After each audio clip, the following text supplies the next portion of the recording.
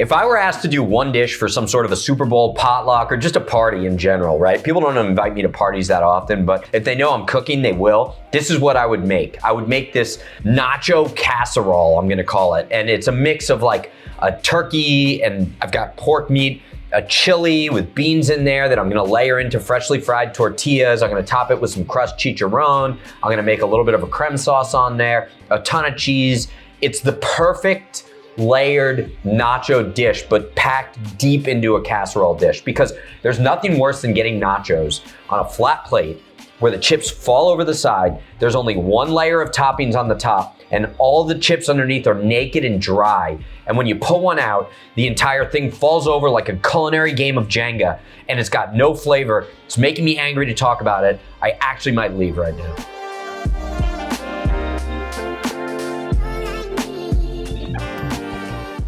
But for real, this is what I would do. So I'm gonna move fast through this so you guys can see how this is kind of like a dance, if you will, a symphony of culinary technique, a couple dishes happening at the same time. Get the kitchen to yourself, throw some music on, you know, maybe a little bit of Post Malone, maybe a little bit of Silverchair if that's what you're into, throw some Tchaikovsky on there, whatever fancies your boat, and let's get going. So the first thing I'm gonna do is I'm gonna start making my meat. The meat's gonna be the foundation of this. So I'm gonna take this over to the stove. I got turkey meat, which was on sale. I got pork meat, ground pork that was left over from some meatloaf that I made last night. And then I'm just going to saute this in a pan with some peppers. Actually, I gotta cut that first, so let's put this over here.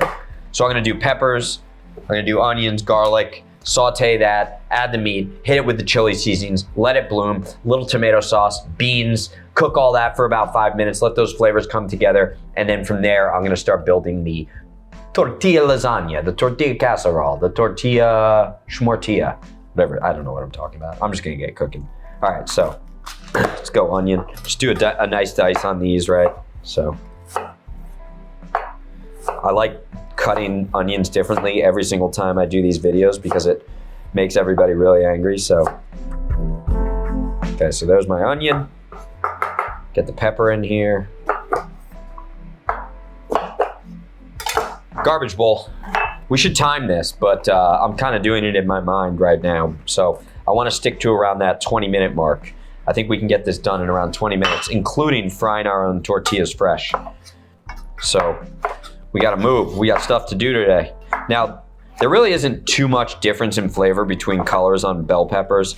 I like it more for the purposes of presentation, but you're still going to get that same sweet, not spicy bell pepper flavor with the red, the yellow, or the orange. Although the green bell pepper is a little bit of a derivative, so it is gonna have different flavor. I'm not going with the green on this because I wanna be fancy.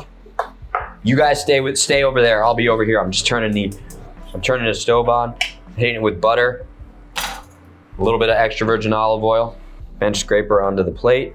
I'm gonna steam these together, at which point I'm then going to add my garlic, and then my meat, then my spices, then my sauce. So let's get that in there. All right, onto the garlic. Just a couple garlic cloves, I'm not gonna go too crazy here. This is one of my favorite kitchen tools. And then with the garlic press, right, then you just kind of mix it all up again, because you get some of that press. So I did about 4 large cloves of garlic in here. There was a couple smaller guys that jumped in there, but it was time. Now, while that is going, I'm going to open my cans of beans. I'm gonna go black beans, you can go red beans, you can go kidney beans, which essentially are red beans, you can go white beans, whatever you want, whatever beans you want. You do refried beans, I don't care. You don't want beans, then don't put beans in there. Now I will rinse these beans because I don't want all the starch in there. I want beans to hold their own. So I'm gonna take this over to the sink and just rinse these beans. Beans are rinsed, there we go. A little salt in here right now. All right, so just steaming these onions and peppers. Especially in nachos, I do like a little tooth to this, so I'm not gonna go too long on the cook time here, 5 to 7 minutes max. I'm gonna let it go for another 60 seconds, then I'm gonna add the garlic, 45 seconds with the garlic to bloom the flavor, not overcook it. Then I'm going to hit it with the rest of the ingredients, the meat and the sauce. Now I'm gonna bloom some spice in here. I'm just hitting it with a little bit of smoked paprika, some ground coriander, and some Aleppo pepper. So this is gonna add a nice bit of flavor to this. Toasting these spices allows them to bloom, and it creates a richness that's gonna carry throughout the meat and the vegetables, etc. So these are the little steps that you wanna take in order to pepper in flavors that would otherwise be muted if you just threw it all into one big batch and baked it. Batch of bacon and Billy with the bears at the beach.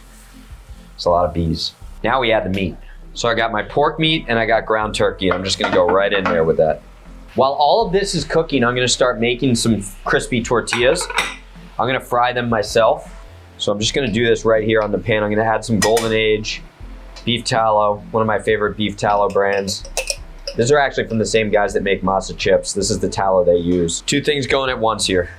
So you can't smell it right now, but this meat is ripping with flavor right now because of the garlic that was toasted and the smoked paprika, the coriander, the spices that you bloom before you add the meat is essential. And that's where you can have fun and you can improvise. Make yourself a better chef by playing with those flavors and just let that flavor rip. Okay, it's about 80% cooked, so I'm gonna add the beans in there now. I have some tomato sauce from a previous recipe. You can just do any tomato sauce in there, but I'm gonna add that. Okay, so while this is cooking and I'm gonna cook this a little bit more, I'm gonna start to fry my tortillas. So I'm doing these whole because we're gonna layer them into the casserole. Really just shallow frying these. All right, so I'm still frying tortillas back there. This could be a two-person job. This is where I'd have a tortilla maker on the back stove, but I'll be doing both. I'm gonna grate my cheese. A lot of cheese, right? So I'm gonna do a mix of this is a Tillamook cheddar, and then I'm gonna do a fresh mozzarella. You can do whatever cheese you want in there. Jack cheese, spicy pepper jack, but make sure you grate it fresh. You're gonna get a much better melt factor on there, and that's the key to a good nacho, is that melt factor. Because as I've stated in many past episodes, the pre-grated cheese is covered in anti-caking agents, typically cellulose, which is also wood pulp, and it makes it less melty. It's also gross. Just get that cheese. I mean, a mountain of cheese over here. I'm gonna grate all of this cheese because we're going wild with this. This is, I got a potluck right now.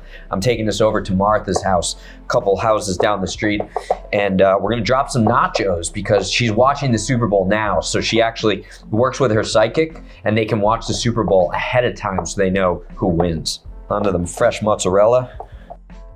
So we're gonna be doing layers of the turkey, bean, chili, quasi mix. I got the cheese set aside. I got my tortillas cooked in beef tallow. One of the ways in which we're gonna add more flavor to the layers is we're gonna make this chipotle sour cream sauce. This is something you can make separately, drizzle on at the end. I like it between the layers, right? So this is very simple. I've just got some sour cream here, and I'm just gonna add a whole container of sour cream right in here. And then I've got my chipotle peppers in adobo sauce, right? What I really want here is the adobo sauce. I'm not gonna chop the chipotle peppers into this. I'm actually just going to mix in all of that sauce, okay? So I'm leaving the peppers. I will use the peppers at a later date. I'm just gonna mix in that. Most people don't realize what chipotle peppers are. So all these are smoked jalapenos. That's it. So a green jalapeno, that's the same pepper that goes inside the chipotles. Chipotles are just mixed in with adobo sauce and they're smoked. So I want that rich jalapeno flavor and that smoke flavor in the adobo sauce. It's rich. It's almost mole-like. And then I'm gonna mix that into the sour cream. Now I'm gonna do some lime juice, but first I'm gonna zest the exterior of the lime to add a ton of that lime flavor, just like we do with lemons, okay? Gonna mix that in here. And this sauce that I'm making right now, this is wonderful on tacos. You don't have to relegate this just to this kind of multi-layered nacho dish. Nacho dish. There's nachos everywhere. It's said that the nachos come out at the nighttime. The nachos come out and they attack you if you don't use the right part of the lime. I'm still going, Lauren. This is why I need you. She told me to shut up. Okay, so you guys want another trick, right? These are hard limes. These are hard limes, right? Story of my life. The lime juice is gonna be very difficult to get out. So guess what? I got a trick for you. I got a trick for you for everything. So what you do is take your limes, stick them in a microwave for about 30 seconds.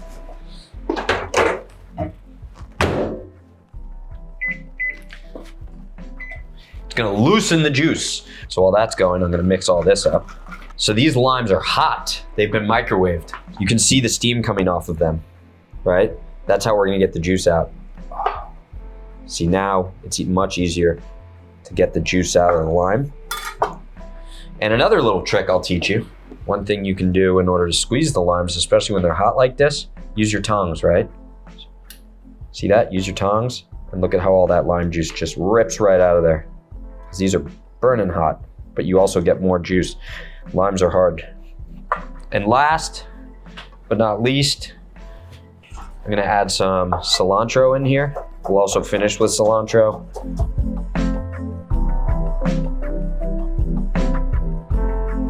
Deepest possible casserole dish. Lauren had to drive to the northwest corner of Canada to find somebody who made a casserole dish this deep. That's why she's not in those videos right now, because she drove for 36 hours straight and she's been delirious because she hasn't slept at all. I found her last night walking around the neighborhood with nothing more than a bathing suit on. All right, so we got I'm gonna start with just a layer of flavor country here, right?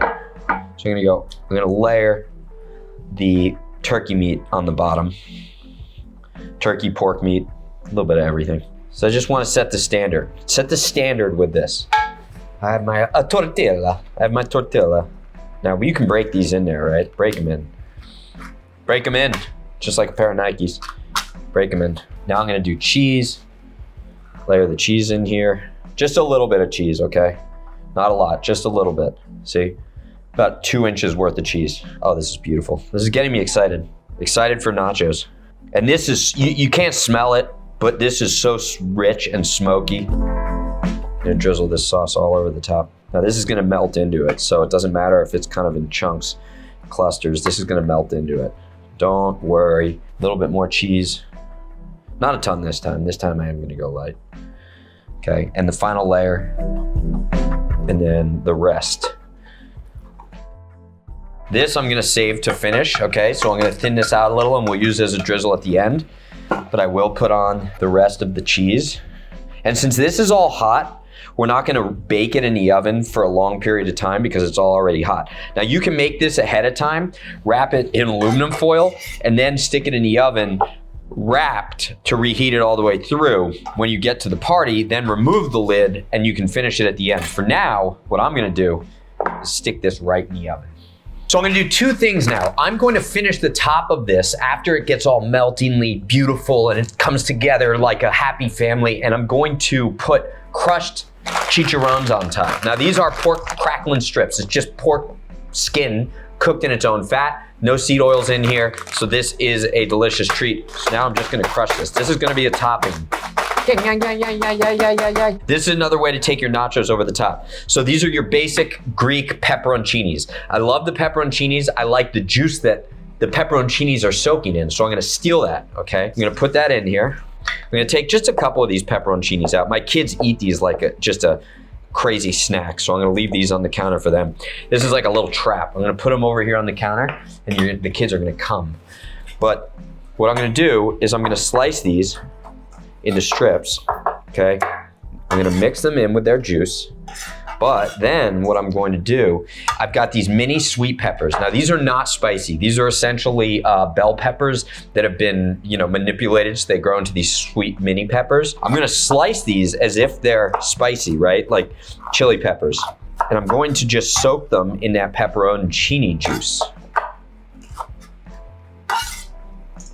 So I've got these marinating in the juice, but you might think to yourself, that's a lot of juice you got there. Well, guess what? I'm gonna take it and I'm gonna mix some of that juice in with my sour cream sauce so that I can drizzle this on at the end as a finishing sauce. So it all comes together. We use every piece of every ingredient in order to assist the other ingredients. You see, ingredients inside of a dish, especially a lasagna like this, think of it as a team, a soccer team. Everybody plays their role. No one is better than the rest. I'm gonna slice some of these avocados so we have those to finish. We got the pork cracklings. Take these down the center. So I have some, whoa, look at that. Hit the money on that. We're going to play the lottery today, Lauren. When I get a little pit in the avocado, it's a good day.